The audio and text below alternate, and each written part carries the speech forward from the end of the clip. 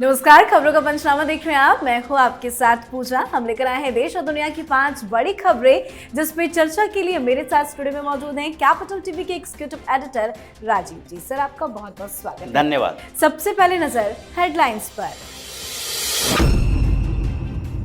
PM Modi का ताबड़तोड़ प्रचार जारी। तमिलनाडु से विपक्ष पर गरजे पीएम मोदी, तो वहीं बीजेपी की 10वीं लिस्ट भी आई सामने।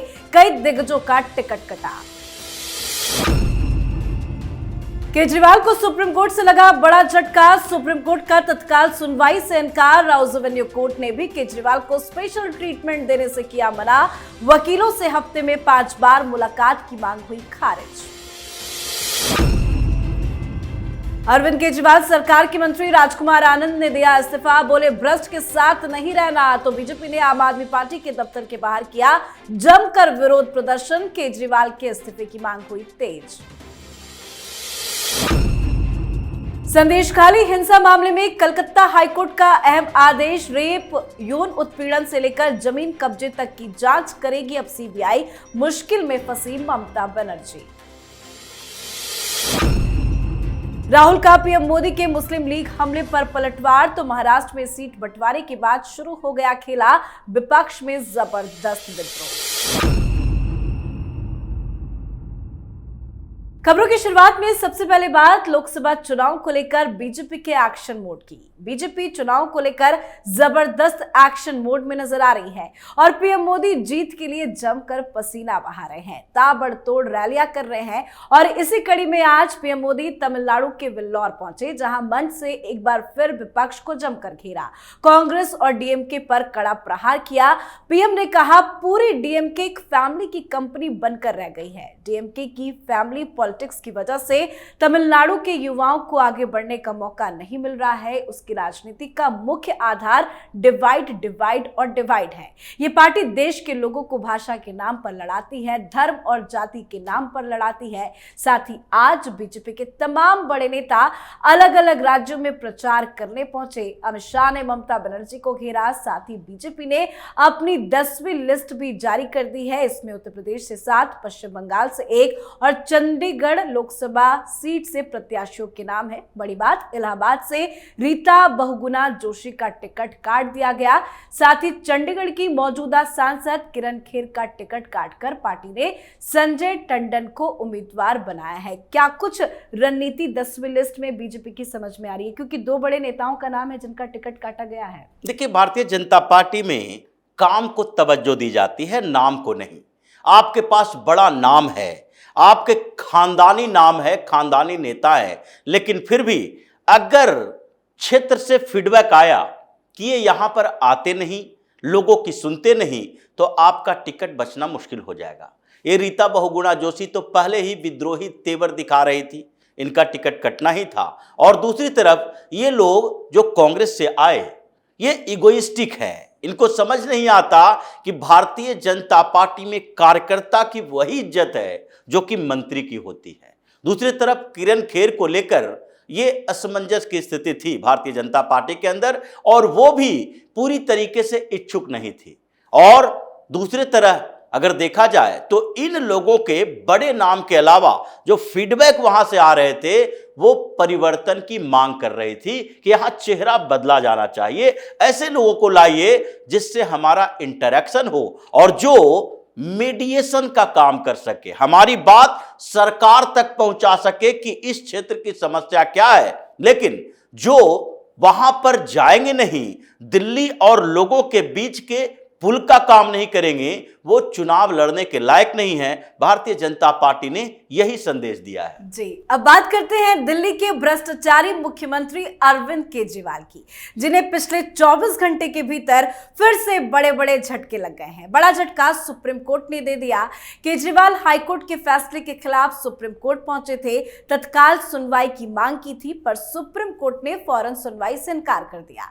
सुप्रीम कोर्ट ने यह भी साफ किया कि कोई स्पेशल बेंच नहीं बनेगी, सोमवार से पहले कोई सुनवाई नहीं हो सकेगी। तो वहीं राउज एवेन्यू कोर्ट ने भी झटका दिया है। केजरीवाल की उस याचिका को खारिज कर दिया गया जिसमें उन्होंने वकीलों से हफ्ते में 5 बार मुलाकात करने की मांग की थी। क्यों सुप्रीम कोर्ट ने केजरीवाल को उल्टे पैर भगा दिया? देखिए, केजरीवाल आजकल ये नाम सुनते ही गुस्सा भी आता है और दूसरी तरफ तरस भी आने लगी है। जिस तरीके से निरीह बन चुका है अरविंद केजरीवाल और साथ ही बेशरम बन चुका है, उसमें तो अब तत्काल इस्तीफा देना चाहिए, जेल के अंदर रहना चाहिए और कोई संदेश संकेत से बचना चाहिए।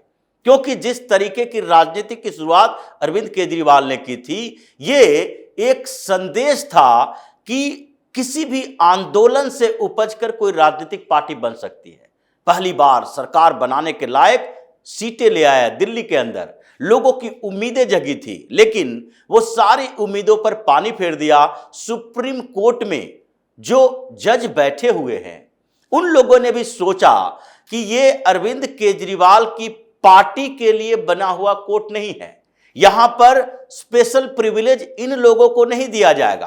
पहले क्या था, दिग्भ्रम की स्थिति जजों के बीच भी होती है। वो लोग भी ये सोचने पर मजबूर हो जाते हैं कि पब्लिक का सेंटीमेंट क्या है, क्या तत्काल इनकी सुनवाई की जानी चाहिए, क्या सचमुच में जो आरोप इन पार्टियों की तरफ से लगाए जा रहे हैं वो आरोप सही है।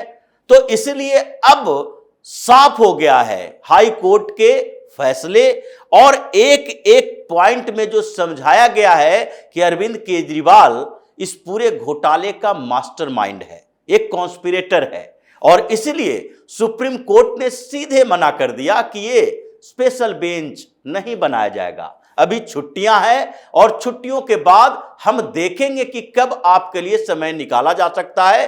अब जब राउज एवेन्यू कोर्ट ने इनके वकील को रोज मिलने की बात भी नकार दी, तो एक के बाद एक अरविंद केजरीवाल के लिए यह शर्म की बात है कि इतने कोर्ट कचहरी अदालत इन जगहों से बार बार दुत्कारे जाने के बाद भी ये न इस्तीफा दे रहे हैं, न अपने ही उन कामों से बाज आ रहे हैं। बिल्कुल, तो अरविंद केजरीवाल का बचना मुश्किल है, तो आम आदमी पार्टी भी अब टूट के कगार पर पहुंच गई है।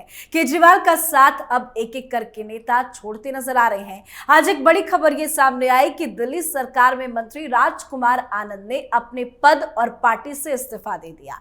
वो दिल्ली में समाज कल्याण मंत्रालय संभालते थे। हाल ही में राजकुमार आनंद के घर ईडी की रेड भी पड़ी थी, पर आज उन्होंने अपना इस्तीफा देते हुए आम आदमी पार्टी की पोल पट्टी खोल दी और कहा कि मैं भ्रष्टाचारियों के साथ नहीं रह सकता। तो वहीं भ्रष्टाचार में फंसे केजरीवाल के भी इस्तीफे की मांग तेज होती जा रही है। आज बीजेपी के तमाम नेताओं ने आम आदमी पार्टी के दफ्तर के बाहर जमकर विरोध प्रदर्शन किया। भारी संख्या में बीजेपी के कार्यकर्ता नेता सड़कों पर उतरे और विरोध प्रदर्शन कर सीएम पद से अरविंद केजरीवाल के इस्तीफे की मांग की गई है। राजकुमार आनंद ने भी अपना इस्तीफा दे दिया है। क्या अभी ये शुरुआत है? पार्टी में अभी बड़ी टूट होनी बाकी है। देखिए, हम लोगों ने बार बार इस बात का जिक्र किया कि अरविंद केजरीवाल एक ऐसा व्यक्ति है जो अपने इर्द गिर्द किसी भी बड़े नेता को रहने नहीं देता, पनपने नहीं देता है, और जितने भी इसके समकक्ष नेता हुआ करते थे उसे पार्टी से इसलिए बाहर निकाल दिया क्योंकि इसे हमेशा डर लगता था। आज अगर योगेंद्र यादव होते, प्रशांत भूषण होता, या फिर आज इसी पार्टी में कुमार विश्वास होते, आशुतोष जैसा लोग भी होता, ये सारे लोग होते, प्रोफेसर आनंद कुमार होते, तो ऐसी परिस्थिति में सीधे अरविंद केजरीवाल से इस्तीफे की मांग होती आम आदमी पार्टी के अंदर। लेकिन आम आदमी पार्टी में अभी कोई ऐसा नेता नहीं है जो अरविंद केजरीवाल से आंख में आंख मिलाकर यह कह सके, चाहे मुख्यमंत्री भगवंत मान ही सही, ये कोई नहीं कह सकता कि आपको मोरल आधार पर इस्तीफा देना चाहिए। अब ऐसी स्थिति में जब अरविंद केजरीवाल ने अपने इर्द गिर्द कोई सेकंड लेयर के लीडरशिप को पनपने नहीं दिया और खुद वो जेल के अंदर है, तो आम आदमी पार्टी में कंफ्यूजन की स्थिति है। जो इस कंफ्यूजन से बाहर आता है वो पार्टी से बाहर आ जाता है, और इसलिए आज पहले ही ये संजय सिंह जैसे लोग चिल्ला चिल्ला कर कह रहे हैं कि भगवंत मान की सरकार गिराने, दिल्ली की सरकार गिराने के लिए आम आदमी पार्टी के नेता अरविंद केजरीवाल को जेल के अंदर रखा हुआ है। अब गिरना तय है, क्योंकि अभी ये दिल्ली से शुरुआत हुई है, पंजाब में भी लीडरशिप की समस्या है। भगवंत मान जैसे बेवड़े को कौन नेता मानता है? वहां तो एक कठपुतली मुख्यमंत्री बनाना था, केजरीवाल को कोई सशक्त लीडर चाहिए ही नहीं। तो ये शुरुआत है आम आदमी पार्टी में अभी दिल्ली फिर पंजाब कई नेताओं का इस्तीफा होना शुरू हो चुका है। चलिए बात करते हैं अगली खबर की।